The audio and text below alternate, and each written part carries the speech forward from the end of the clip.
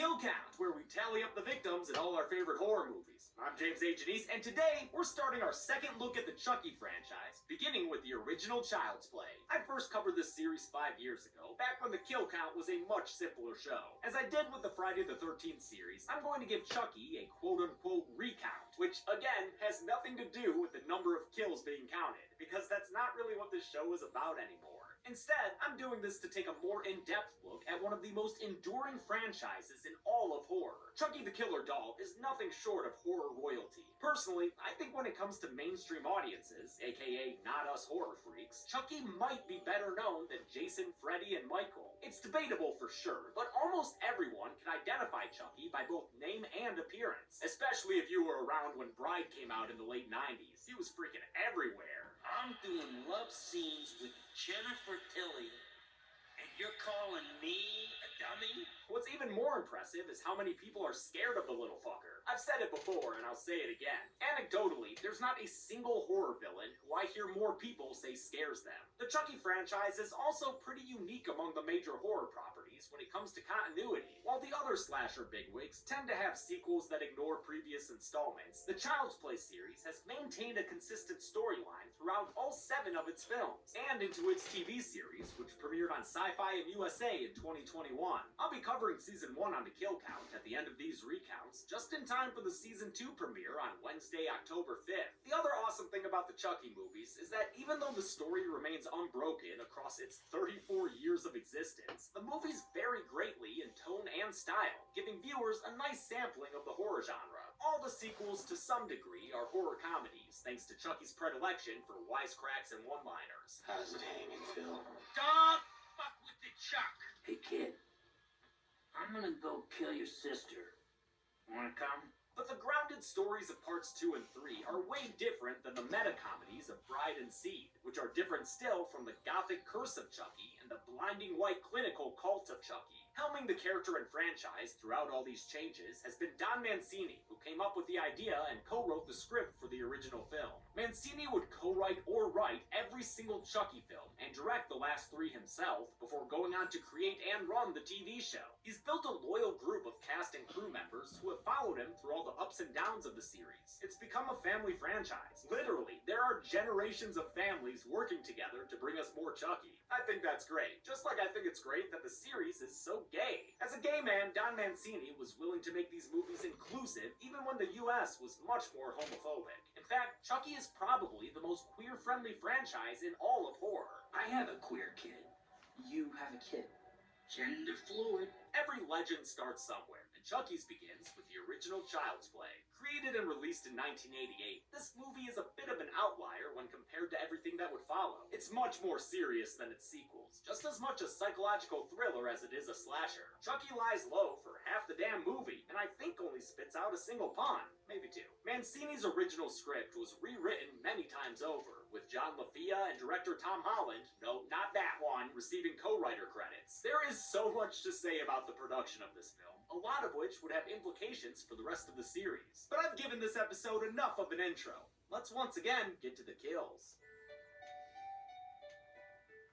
The movie begins with a Chi-Town chase. Detective Mike Norris tries to catch up to the Lakeshore Strangler Charles Lee Ray, but this is a mustard-only town, so the hot dog detective takes a shot that hits Ray right in the buttocks. Though he's good at sit-up gunfire, Ray's confidant, Eddie Caputo, decides to play it safe and drive away, leaving Ray behind. Eddie, help me. Eddie, don't leave me. God, no. Charles Lee Ray is played by a 37-year-old Brad Dourif, who had an Oscar nom from One Flew Over the Cuckoo's Nest, and who is always a delight to watch and listen to. We've seen him on this channel in Alien Resurrection and Rob Zombie's Halloweens. He was cast by director Tom Holland after playing the villain in Fatal Beauty, Holland's Whoopi Goldberg action comedy thriller. Hoping to nab a copy of Fireball Island, Ray shoots his way into a toy store. Norris follows. Hey, while you're in there, detective, could you please pick me up a title card? His shopping complete, Norris moves on to shooting Ray and trying to eat his gloves. Billy! Ray realizes he's dying and swears revenge on Norris and his cowardly partner Eddie. But probably some matter what, right? No matter what. Oh, my bad. No matter what. He makes his way past a fucking good guy SMG and takes the absolute clumsiest fall imaginable straight into a stack of good guy dolls. Ray's looking to escape through the power of voodoo, so it's a good thing he saw this baby doll. He launches into an incantation to begin a soul migration. Give me the power, I beg of you! This brings on a bunch of Gozerian clouds, and eventually, with more chanting, a full-on explosion that sends Mike Norris back in a wire stunt and sets the store on fire all over the place. Hell yeah! I'm obsessed with practical stunts, and it's hard to beat an exploding building. I mean, they blew this shit the fuck out. Afterward, Mike Norris finds Charles Lee Ray dead among the wreckage. And yes, I'm counting this as a death, even though we all know he just played Hide the Soul. It's the 6th birthday of Andy Barclay, a good guy fanatic whose thoughts echo longtime dead meat fans watching this recount. The cute little breakfast monster craps his pajama pants when he sees this on the TV. No, not the terrifying giant Chucky, but the rollout of the latest good guy doll. Hi, I'm Oscar, and I'm your friend to the end. Heidi-ho! Oh, Andy, if only you could have wound up with Oscar. I know it's the director who should get credit/blame for child acting, but god damn it, you can't help but be amazed by Alex Vincent. The whole movie rests on this 6-year-old actor, and he nails his part so intuitively. Andy's single mom, Karen Barkley, truly loves her kid, but she can't afford to give him all the horrifying dolls he wants. You want some toys, don't you? Yeah, or maybe he just wanted you to pack those clothes in a size-appropriate box, Karen. Andy's enthrallment with a toy because of marketing comes from Don Mancini's original script, which he wrote as a student at UCLA. Initially called Batteries Not Included, changed to Blood Buddies due to a Steven Spielberg film, it was a satirical look at advertising, which Mancini's father worked in. Mancini noted the insane popularity of the Cabbage Patch Kids in 1983 and My Bunny Dolls in 85.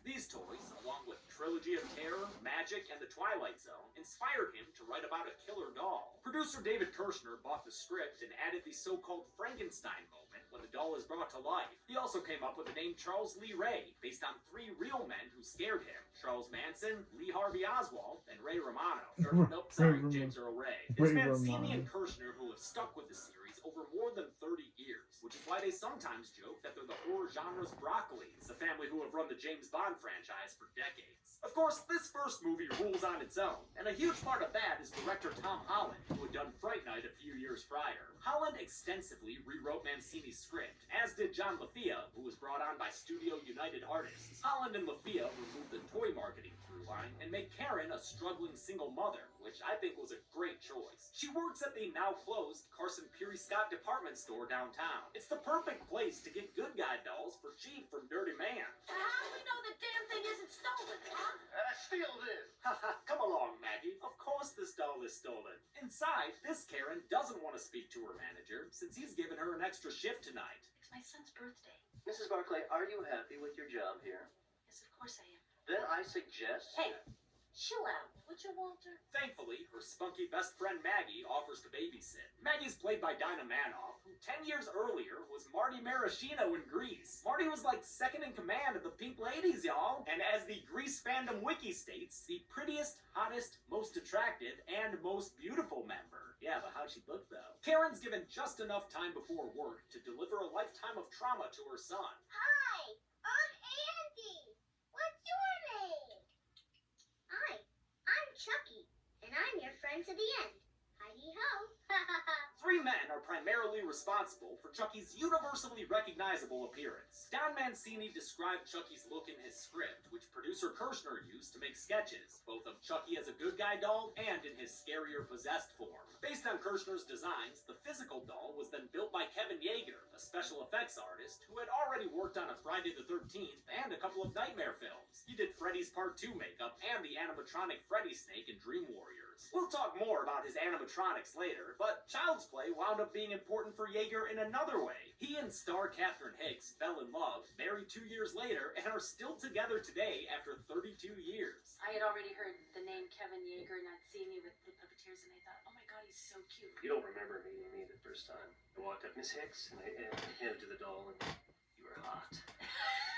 Andy takes to Chucky immediately, teaching him all sorts of important life skills. That's how you build things.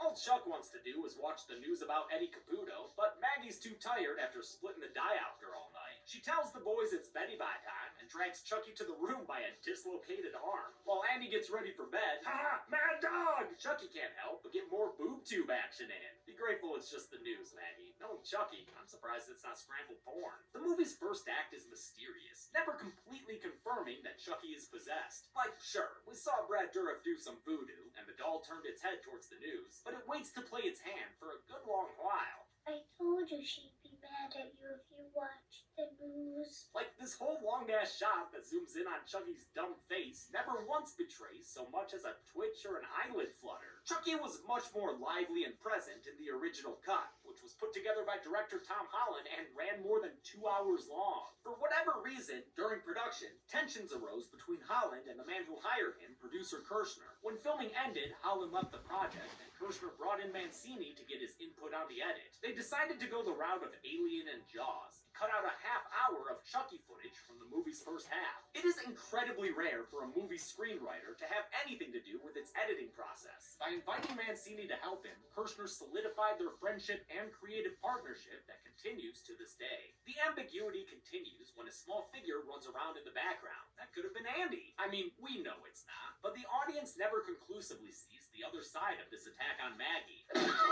Unless by the other side, you mean the other side of this window on a high floor of the Brewster Apartments. Maggie falls out of it to her death on top of a truck, leaving an empty nest behind. Karen gets home and waves goodbye to, someone on the bus, then runs into her apartment to see what the flutter-handed fuss is all about. Damn, them cops making themselves at home here, huh? She finds her kid and hugs him, then meets Detective Mike Norris. He has the job of delicately telling her that her best friend is dead. Miss Peterson's dead, Miss Barkley. What? Jeez, dude, want to sand off an edge there, maybe? How? She fell from your kitchen window. I guess not. Norris is played by Chris Sarandon, who had been in The Princess Bride and director Holland's Fright Night, and who would go on to be the speaking voice of Jack Skellington. This Humperdick suspects Maggie didn't just fall. Maybe she was pushed by a tiny being. A tiny being like Andy. Yeah, you kid, show me your shoes. Andy's feet ain't dusty like the prints on the countertop, but later, Andy notices that Chucky's chucks are. Quick, better tell the grown-ups, Andy, even if you stumble with your line. Mommy, I know who was on the kitchen counter. Andy, Who, Andy? I thought I Oh, Chucky. this kid's cuteness should be outlawed. But Mom. Outlawed, I say! After sending the cops home, Karen questions her kid, but that boy's been hanging out with a bad influence. He said that Maggie was a real bitch and got what she deserved. Alex Vincent was so hesitant to swear, he pretended he couldn't remember that line during his audition. I knew the line, I just couldn't say it in front of you. I couldn't get myself to say it. It's clear he was a mature kid, and everyone appreciated his professionalism. He was great. He never looked at it and was frightened of it. He was a great kid to work with. He was also never afraid of the Chucky doll on set, because, as he'd always say, when they called cut, it would stop trying to kill him. Chucky's already isolating Andy from the people around him, which won't stay true of Karen for long, but will be an ongoing thing for the poor kid. The way Chucky. She didn't believe me. What's great is how clever Chucky is to not say anything suspicious when he knows other people are around. Hi, I'd like to be hugged. Good. I'd love to hug you too. And for that one final night, everything was okay. The next day, Andy and Chucky don't want to go to school with all the lesser good guy dolls. Instead, Chucky has Andy take him on the goddamn L train, all the way to the South Side's famed Burning Barrel district. One of my favorite parts about Child's Play is how much of Chicago we get to see. While interiors were mostly filmed on sets in Culver City in Los Angeles, production began with all the exterior shoots in Chicago in January 1988. True to Chicago in January, it was a very cold shoot. Vocal cords froze in my throat. Like I always say, it's great when a movie shows a snapshot of a city in time. Child's Play shows us several different parts of late 80s Chicago, and I love it. Chucky's guided tour of the city takes Andy to Eddie Caputo's hideout / rat sanctuary. Come one, come all, rats! Your safe haven is here! While Andy's tinkling in a trash pile, Chucky holds his thumbstick down to first-person sprint across the street. Inside the house, Chucky turns on the stove and blows out the pilot light. Eddie, hearing that he's not alone, takes out his gun and slinks around the house. A laugh lures him into the kitchen, where he fires and blows himself up along with the whole damn house. Oh my god, they did it again! They blew up a whole fucking building! Yes! That ain't no bootleg death blow. Karen's called into the police station, where Andy is enduring a little good guy, bad cop. He insists to the adults that Chucky's behind all of this, but the doll won't loosen his plastic lips. Come on, Chucky, say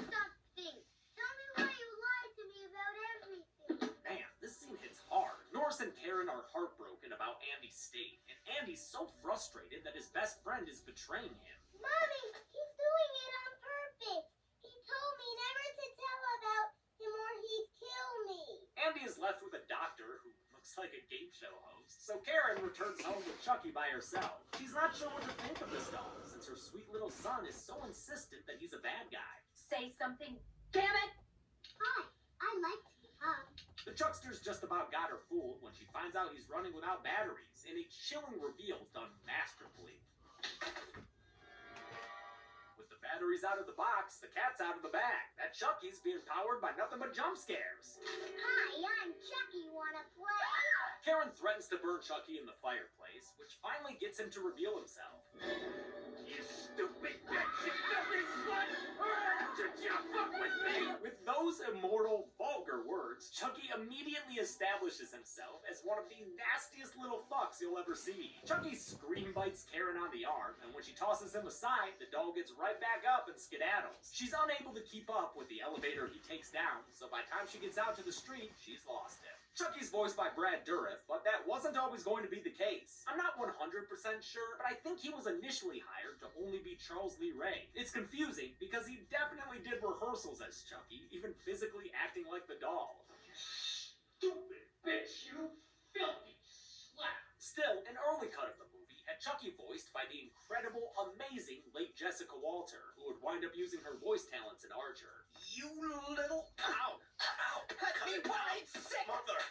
Stop it! However, the Jessica Walter version did poorly at test screenings. And it's really funny because Chucky sounds gay. Dourif came back in and used his worm tongue to re-record all of Chucky's lines, using a voice that sounds like a caricature of his One Flew co-star Jack Nicholson. As for the good guy doll's voice, that was done by an actual 9-year-old, Eden Gross, who would play a young Al Bundy in Married with Children the same year. Finally, John Franklin from Children of the Corn also lent his voice to the movie as the nightmare Chucky suit guy on TV. We even turn our heads and blink our eyes when you talk to us. Karen finds Detective Norris and tells him the doll did it, but this Pumpkin King has grown so tired of hearing the same old thing. Good night, Mrs. Barger. Undeterred, Karen says she's going to find the peddler that sold her Chucky in the first place. She heads there, and after searching in pantomime, finds the ribald doll dude. Mister, I'm not gonna hurt you. Yeah, I don't think he's worried about you hurting him, Karen. In fact, he immediately tries to sexually assault her until Norris shows up with a knee to the groin. He tells the peddler there will be great suffering in Gildor if he doesn't tell him where he got the doll. The peddler says he found it in a burnt-out toy store, a place Norris is familiar with. Charles Lee Ray died there. Who? Come on, Karen, pay attention to your kid. He done told you. His real name is Charles Lee Ray. Norris mentions the lightning strike and Ray's dying promise to kill him and Eddie Caputo. No matter what! And that's enough to convince Karen Barkley that her son has been right all along. I found out that Chucky is Charles Lee Ray. Norris still doesn't believe her, which is to his detriment, because that killer doll's in his car's back seat, and he's eager to get lethal vengeance. Good night, asshole! The ensuing scene is full of car crashes, a cigarette lighter to Chucky's face, and a dangerous knife stab. Damn, Chucky, you down with incantations and castrations? The entire time this is happening, though, I'm wondering why Norris doesn't just pull over, man! Eventually, the car flips over in this movie's third awesome practical stunt. Chucky reveals that he's the Lakeshore Strangler because his stabbing has terrible aim. He gloats that Norris can't hurt him in this body, but a gunshot sends him screaming and running away. He heads to the home of his voodoo priest, Dr. John, which is where the Chucky animatronics really get to shine. It's me, Chucky. What do you think? Gree work? While Gremlins had shown off recent advancements in animatronics, Chucky was a whole different ballgame. 9 different animatronic dolls were used, many of them designed for specific purposes. When they needed Chucky to walk, they used the model with a servo motor, like you'd find in a radio-controlled car. When they needed Chucky to make grand gestures and be demonstrative, they would use the cable model that gave them finer control over his body parts. Other models included one that was essentially just a rod puppet, and one that simply flailed around thanks to a power drill motor in its body. These animatronics were controlled by groups of up to 9 dudes, each operating a specific part of the Chuckster. Sometimes working beneath sets built 6 feet off the ground, one person would control blinking and the movement of Chucky's eyeballs. A different person would handle the eyebrows, yet another his cheeks. The late puppeteer Brock Winkless would manipulate Chucky's jaws with a mask-like apparatus, while simultaneously controlling his lips with a bunch of joysticks. Holy shit!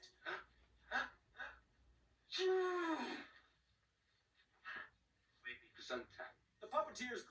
uncomfortable as production went on, so they'd loosen up and give the doll more and more personality. Chucky's voodoo is John Bishop, aka Dr. Death. He's the one who taught him how to ade-do the Dambala, which is part of a voodoo spell to give someone life after death. But now Chucky's starting to suffer in this body. Last night I got shot. You know something? It hurt. It hurt like a son of a bitch, it even bled. The doll body is becoming more human, and that's reflected by his change in appearance. His skin has changed from shiny plastic to fleshy with imperfections. His eyes have grown sunken, and his hairline receded, giving him a Jack Nicholson appearance to match his voice. But Dr. Facilier doesn't want to help Chucky, because he's no longer proud of his work. You're an abomination. An outrage against nature. I mean, dude's not wrong. Chucky takes Dr. John down with a voodoo doll, something that's weird to see in a Chucky movie in retrospect. This voodoo element was the biggest change director Holland made to the script. You get the sense that Mancini wasn't a fan. Well, that's a whole other kind of magic that's going on in this movie. So it's like, well, if he has a voodoo doll of this guy, why can't he make voodoo dolls of all the other people he wants to kill? Probably best not to think about it too much. Holland also wrote it the next thing that John tells Chucky under duress. To get out of this doll body, he'll have to transfer his soul into the first person he told his real identity to. I don't believe it. Well, believe it, Chuck, and try not to be weird about it, okay? I have a date with a 6-year-old boy. Damn it, Chucky, phrasing! On his way out, Chucky stabs the voodoo doll, fatally wounding John Bishop before he's found by Norris and Karen. His last words are to tell them the trick to destroying Chucky. Through the heart. Well, his last words and half words, I guess. With Chucky's doll body turning human, he's racing to get his soul out of this plastic prison. No one at the kid jail believes Andy, of course, and after some heartbreaking tears, he's left getting chased by Chucky, who's depicted in various ways, including this thing that lives in my nightmares. Andy flees to an operating room where Chucky's attacks leave him scared and having to arm himself with a scalpel. Oh my god, someone please tell me that thing has been dulled. I am so worried for Alex Vincent with how he keeps tripping all over the place. A doctor named Ardmore appears and tries to treat Andy's troubles with sedation. No fair, no fair. Chucky treats the doc like a regular Judd Crandall, then affixes to his head an electroshock thingy. As Andy screams for him to stop, Chucky turns on the juice and gets Ardmore's head smoking. It's sad how scared Andy gets of this kill as he runs or trips away. I could have used some better burnt makeup though. Karen and Norris get to the hospital too late, but Karen knows Andy will return home on his own. He does, and barricades the front door before ducking into the closet so he can play at Laurie Strode. Chucky makes his way up to the apartment, suffering an insult along the way. Ugly doll. Fuck you. With the front door barred, the guy in the Chucky suit will have to get in the festive way. He's right here, and he ain't no Santa Claus. Chuck stalks around with his voodoo knife and remembers that it's Andy's birthday. As a gift, Chucky bequeaths unto Andy his first ever punny one-liner. The first of so fucking many. With a body at his disposal, Chucky gets to the chanting. Ade-do-we dembella. His words bring all the clouds to the town, and they're like, we're bringing rain down. Damn right, this is a lightning round. He could teach you, but he murdered the guy who taught him. It's a good thing the original incantation recitation takes so long, because Karen and Norris are able to get inside and stop Chucky before he can finish the job. Norris hunts for Chucky in Karen's hideous bedroom. Come on, lady, why are you decorating like this a Holiday Inn Express? Chucky takes out the detective with a bat before Karen shoots him away. He doesn't like that. I love that fucking yell. She's able to get Chucky into the fireplace like she threatened to do earlier, and with him shaking like a Furby to get out, it's up to Andy to ultimately light the fire for his best friend. We're friends to the end. Remember? This is the end, friend. Awesome fire stunt here, as a flame engulfed Chucky gets out of the fireplace and crawls all around the furniture before finally burning down to a doll-shaped pile of ashes. And that really should be that. Of course it's not. Chucky comes back as a scary-looking burnt boy, even though there's clearly more to him now than there appeared to be a minute ago. Still, can't argue that it doesn't look awesome. And also very weird as he slowly walks towards Andy. Earlier shots of Chucky running were done with a simple camera dolly, but for the stalking burnt boy shot, they relied on their trusty suit performer. Though he was mostly played by animatronics, Chucky was sometimes a person in a suit. When he runs through the hallway in the background, for instance, he was played by David Kirshner's 2-year-old neighbor, Hunter Marks. But Ed Gale is the true MVP of Chucky's suit performers, and deserves more recognition than he gets. The Michigan-born actor was born with dwarfism, and prior to Child's Play, had been Howard the Duck. He'd later be another killer doll in Dolly Dearest. Gale tried to replicate the movements of Yeager's animatronics. He was also a total boss and did the extended, unforgettable fire stunt. Okay. Alright, you're up. Stop. This was done on a set that was built 30% larger than their usual one, since Gale was about 30% larger than a Chucky doll. Ed Gale's work was critical when they couldn't use an animatronic, and boy, did he look terrifying in that Chucky mask. Another little chase scene happens, this one with a Shining reference, and eventually Karen starts blasting the doll away. First the head, then a hand, then a leg, like she went to the Joe Biden Police Academy. A couple of shots up close empties the gun and hopefully sends the doll to seventh heaven. And that's when Norris's partner, Officer Mustache, shows up. Dude doesn't believe Norris when he says it was the doll. Come on, this thing? It's just burnt plastic. Absolutely nothing to worry about. Even with Chucky's head cheerleading his body, Karen's able to stop this last attack and toss the torso to the ground. Norris takes aim and fires, finally killing Chucky by shooting him through the heart. It is a nasty sight to see, with a delightful dying doll noise to hear. Hi, I'm Chucky. Wanna play? Though he'll be back later, Chucky's dead for now. Everyone leaves, and the movie ends with a totally unnecessary freeze frame. How many good guys and gals got good and gutted? Let's find out. After I open this present from Zoran. Ha, he shouldn't have.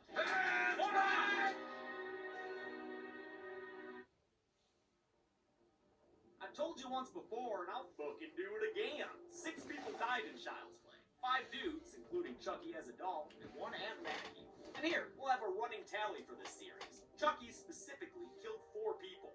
1 with a knife, 1 with a hammer, 1 with fire, and 1 with electricity. Let's see how creative the little bastard gets. Finally, a runtime of 87 minutes left us with a kill on average every 14.5 minutes. I'll give the Golden Chainsaw for coolest kill to Chucky in his doll form. Whether you include everything he went through in this movie's final sequence, or just the gunshot to the heart, it is gross the way this doll melts and bleeds all over the place. Doll Machete for lamest kill will go to Charles Lee Ray the Human. Voodoo escape or not, the Lakeshore Strangler was brought down by some bullets. And you know what? Chuck's a funny guy, so let's do a new award just for this series. The champion Chuckle for funniest part. The inaugural winner probably should be Batter Up, but I'm gonna go with my personal favorite. And that's it. Child's Play came out in 1988 and kicked off one of my all-time favorite horror franchises. I'm so glad to be looking at it again. Until next time, I'm James A. Janice. This has been The Kill Count.